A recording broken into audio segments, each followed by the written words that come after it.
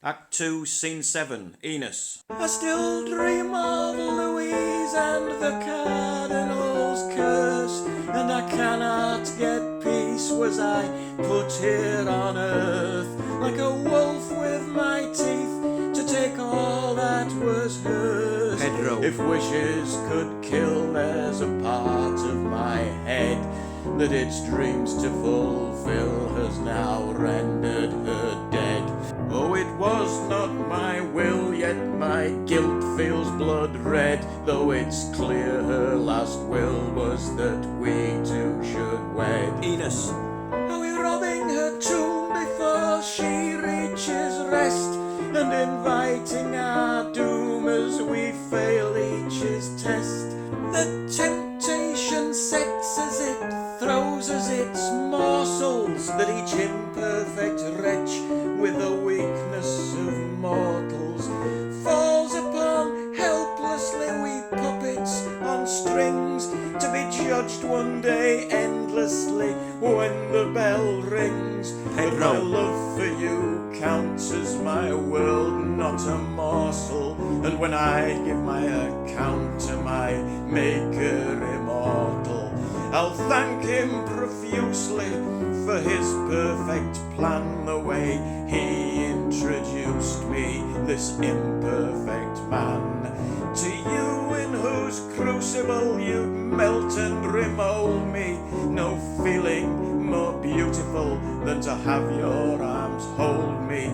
If I'd not wed Constanza, we'd never have met, and I couldn't stand to live on in regret, but not taking the chance to still deeper connect, and making you into my lawful wed wife, to bring spring to my winter and bloom to my life. Ines. It will not save me that it was her last wish from the guilt that will plague me forever through this. Still my heart swims towards it, against my head's tide of the doubt it affords it, and the shame that I hide, that I am not good enough to be your queen, and I'd rather turn into dust than to be seen as some kind of embarrassing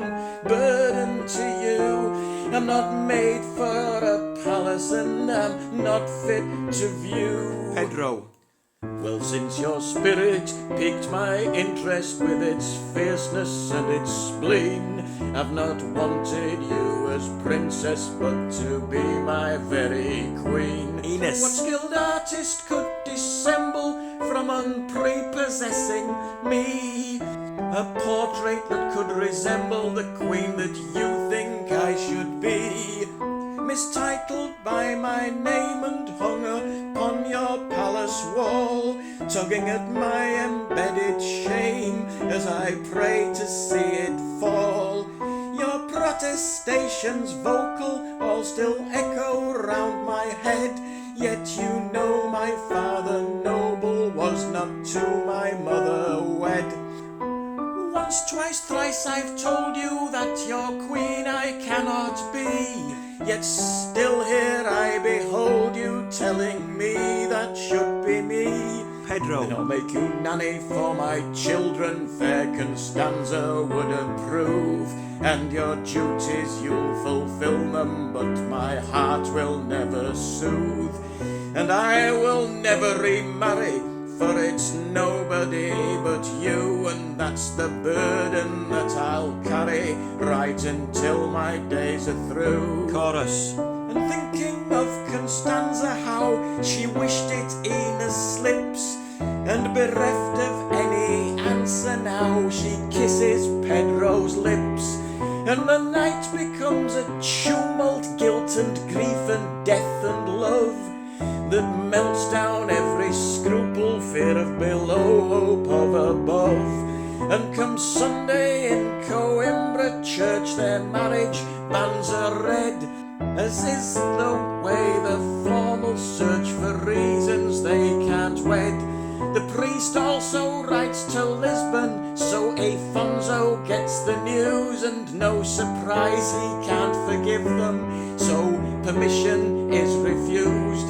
To every priest in every parish an instruction is then sent to forbid the couple's marriage as an incestuous event, based on the vows that Ines gave for little Louise before our God. It's deemed that though he's in his grave, it's a path that still cannot be trod, and every letter's signed and sealed by Don Pedro in his robes, so they may not at any altar kneel, and we'll find every door to them is closed.